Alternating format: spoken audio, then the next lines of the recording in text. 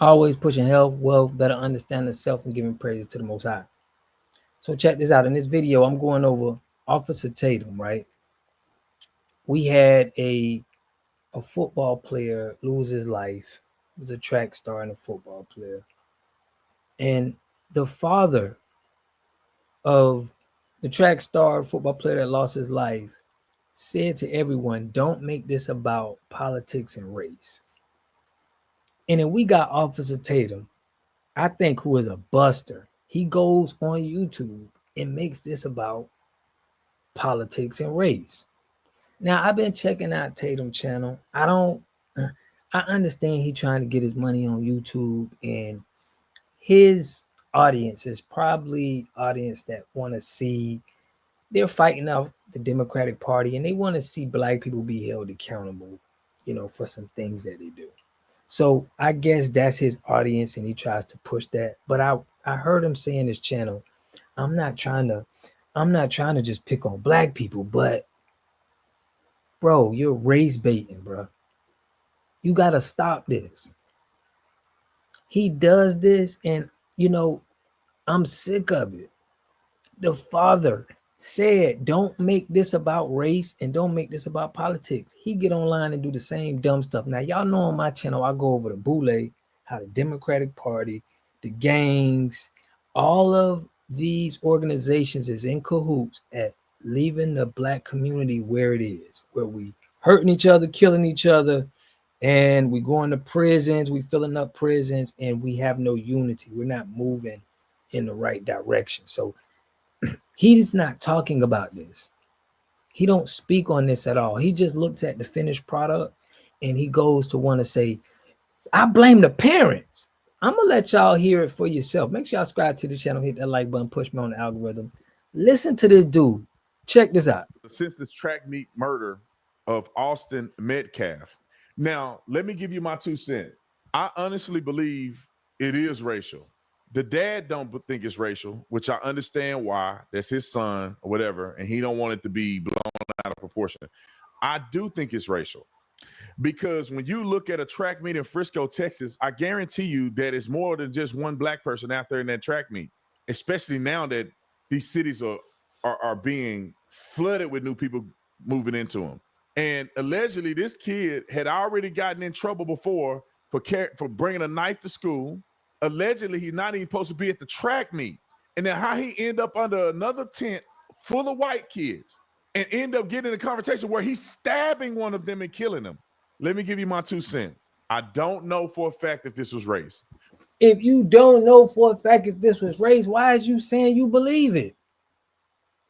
He's just gaslighting his audience. Listen to this fool, bro. He's saying that he believes it's about race, but now he's saying he don't know for a fact. When the father is going on telling you, don't make it about that. It's not about that. Check this out. But I do know how, generically speaking, young black men grow up with this sense of animosity towards white people. And I will be quick to argue that one or two things happen. Either sense of animosity towards white people. Bro, if you go to, when the last time you been to the hood?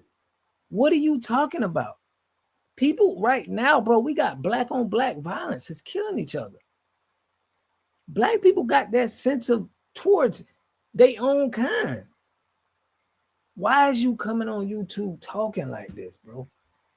Listen to this. He accidentally went under the tent and felt so offended because the white boys were telling him to move from a tent that he don't belong in, and he got mad and stabbed him. Or, this is my opinion, or he goes under the tent intentionally to provoke a confrontation, so then he has a reason to stab somebody. Let me tell you why I say that. Why are you at a track meet with a knife in your hand? Why are you at a track meet with a knife in the first place? Okay, let's get to the news clip. Roll it. Tonight, we have new information from the deadly stabbing at a high school track meet. Since 5 o'clock, Frisco police released the arrest report that details the moment officers arrived at the scene. The arresting officer writes when he reported he had an alleged suspect. The officer said Carmelo Anthony said he did it.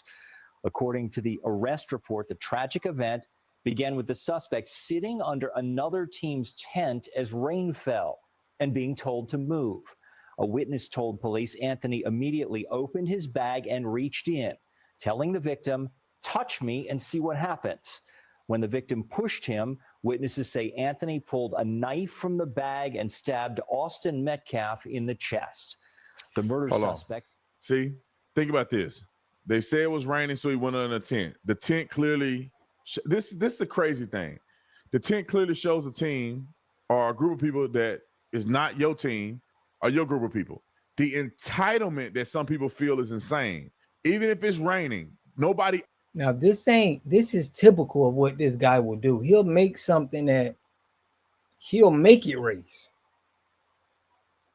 It probably had nothing to do. It's no reason why the father would come out and say this. And I'm gonna let y'all hear what the father said and why you gonna contradict what he's saying. And he's telling you he don't want people doing that for his son on the internet.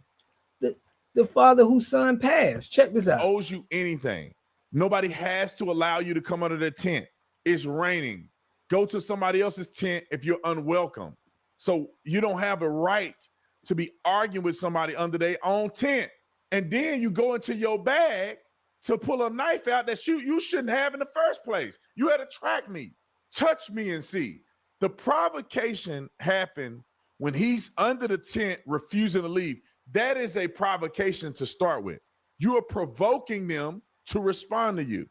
In Arizona, that would be an assault. So technically, although they may be the first one to touch him, his behavior, his demeanor, the words he's saying to them is provoking a response.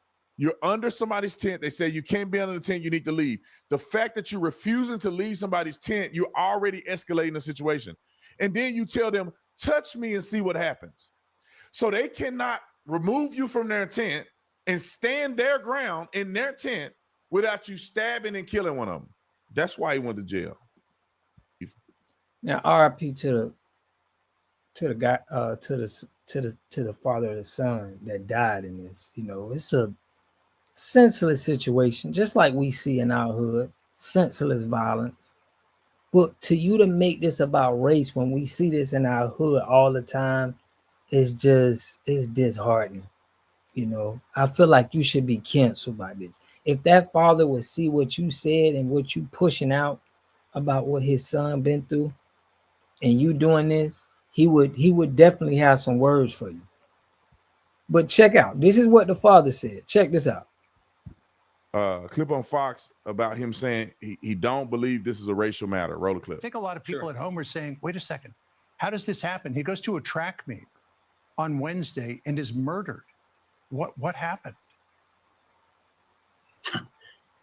I wish I had all the answers. The answer is my son is gone and he'll never come home again. I want to clarify something right off the start because I've already heard some rumors and gossip. This was not a race thing. And this is not a political thing. Please do not comment if you do not know what happened. Do not turn this into a racial thing. It was not. Do not politicize this. It's not. This is a human being thing.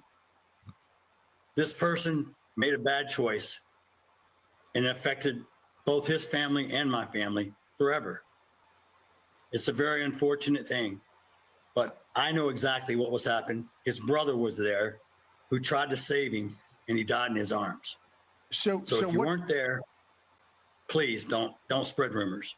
His twin brother Hunter was there, and as we pointed out at the top of this, his twin brother tried to save him, couldn't save him, and Austin died in his arms. He spent the last moments of his life in his brother's arms as he went to meet God. But what did Hunter tell you happened? Well, the track meet was being delayed. Each individual high schools had like their own little tents to go sit under, and they were sitting under the Memorial High School tent. The individual was saying some words, and they turned to him and said, "Who are you?" And he said, "I'm Mello." And he said, and he had a Centennial track sweat on. He said, "Hey, man, you're in the wrong spot. You need to go sit with your team." Words were then exchanged. I'm not going to get into the exact details. I know what my son told me, but they asked him to move. And when Austin grabbed his backpack to take it, he stabbed him in the chest and killed him. Oh, gosh. You know, we're seeing a picture of Austin on the screen right beside you. Just a that's his last high school. Just an incredibly handsome fellow. We know that he was college bound. He had a 4.0 grade point average, MVP of his football team. What else do you want the nation to know about him? He was becoming a great man. He had leadership capabilities, loyalty, compassion, love. He lit up the room everywhere he went. He's loved. Last night there was a vigil, very impromptu vigil at our church, Hope Fellowship. Over 1,700 people plus showed up. The outreach of this community, family, friends, people who don't even know me, has been overwhelming. I rely heavily on my faith to get me through this. Like I said, people ask me, how can you forgive to this other person? I said, I forgive the other person because the forgiveness is not for him. The forgiveness is for me, so I can have peace. His life is destroyed. My life is destroyed. It's an unfortunate, tragic to affect us for the rest of our lives. I want to get the word out so maybe parents can educate their children to where this doesn't happen to someone else. I agree. Senseless acts of violence in this world. I love what the dad had to say, but I think he's reiterating what he said in another interview. But they had a GoFundMe. And do we have the GoFundMe prepared? If we don't, ready to $250,000. Salute to the father, man, going through that. Condolences to his family. But my whole point is the father wanted you not to make this about race and politics, and you did it anyway, Tatum. We need to cancel you, bro. I know, you need to be disciplined for that because he wanted this for a reason, and you just went against everything that man said. Let me know what y'all think in the comment section. I appreciate y'all tapping in with me. I'll catch y'all in the next video. Peace and love. You are totally dependent on other people to take care of your needs because you don't have those roots sunk into the ground. To have a community, you must have three things to have a community in it. You must have a wholly independent economic structure that can provide goods, service, products, and things for your own people, and jobs and tax bases for your own people. You should at least control 4 basic things. You should be trying to control water, food, medicine, and energy to be able to survive. Here we got Mr. Pollock. He had a cornfield. He took advantage of a free water test from us, and this is what we found in this water. We found sulfur, we found hardness, and we solved these problems with an easy fix of 2 tanks. So get your free water test today. Stay blessed. Click the link below.